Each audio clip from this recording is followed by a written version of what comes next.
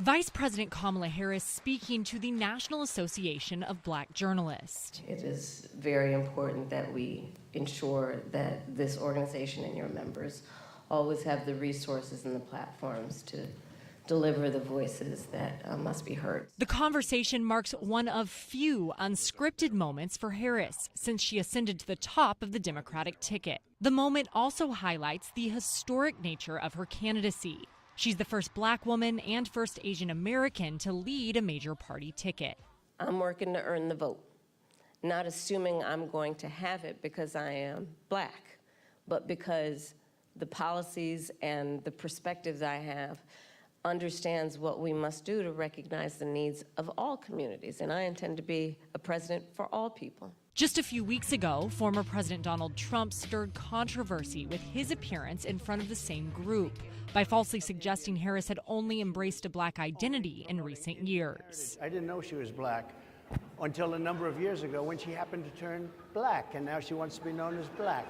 So I don't know, is she Indian or is she Black? Harris, who has embraced and discussed her Black identity for decades while also honoring her South Asian heritage, has repeatedly brushed off those comments. Same old tired playbook. Next question, please. Reporting in Washington, I'm Julia Benbrook. When you have these positions, when you have that kind of microphone in front of you, you really ought to understand at a very deep level how much your words have meaning. I learned at a very young stage in my career that the meaning of my words could impact whether somebody was free or in prison. As Attorney General, I was of California, fifth largest economy in the world. I was acutely aware that my words could move markets. When you are bestowed with a microphone that is that big, there is a profound responsibility that comes with that. That is an extension of what should not be lost in this moment, this concept of the public trust. It's a crying shame. I mean, my heart breaks for this community. You know, there were children, elementary school children, who it was school photo day. You remember what that's like? Going to school on picture day?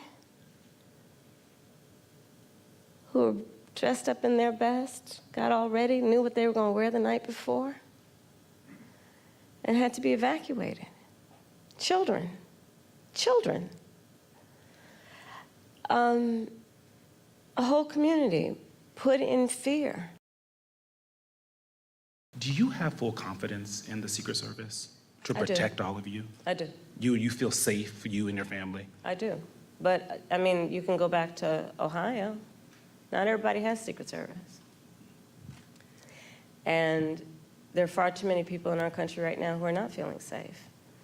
I mean, I look at Project 2025, and I look at, you know, like the Don't Say Gay laws coming out of Florida. Members of the LGBTQ community don't feel safe right now. Immigrants or people with an immigrant background don't feel safe right now. Women don't feel safe right now. And so, yes, I feel safe. I have Secret Service protection. But that doesn't change my perspective on the importance of fighting for the safety of everybody in our country. I checked on him to see if he was okay. Yeah.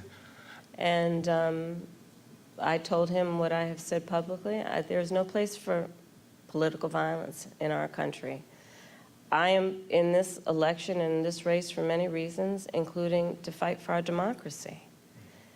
And in a democracy, there is no place for political violence. We can and should have healthy debates and discussion and disagreements, but not resort to violence to resolve those issues. 4 years ago, when we came in during the worst unemployment since the Great Depression. We came in during the worst public health epidemic in centuries. We came in after the worst attack on our democracy since the Civil War. And a lot of it due in large part to the mismanagement by the former president. Well, sometimes I think, and I'll say to whoever the young people are who are watching this, there are some times when your adversaries will try and turn your strength into a weakness. Don't you let them. Don't you let them. I find joy in the American people. I find joy and optimism in what I see to be our future and our ability to invest in it. I find joy in the ambition of the people. I find joy in the dreams of the people. I find joy in building community. I find joy in building coalitions. I find joy in believing that the true measure of the strength of a leader is not based on who you beat down, but who you lift up. And I think we should all find joy. What is happening in terms of, look, you say you care about law enforcement resources being put into this because of these serious threats that are being issued against a community that is living a productive, good life before this happened. And spewing lies that are grounded in tropes that are age-old. And look, I said it not very far from here the other day at the debate. This is not new. This is not new in terms of these tropes. This is not new in terms of where it's coming from. 华人看世界尽在华人资讯网好视频。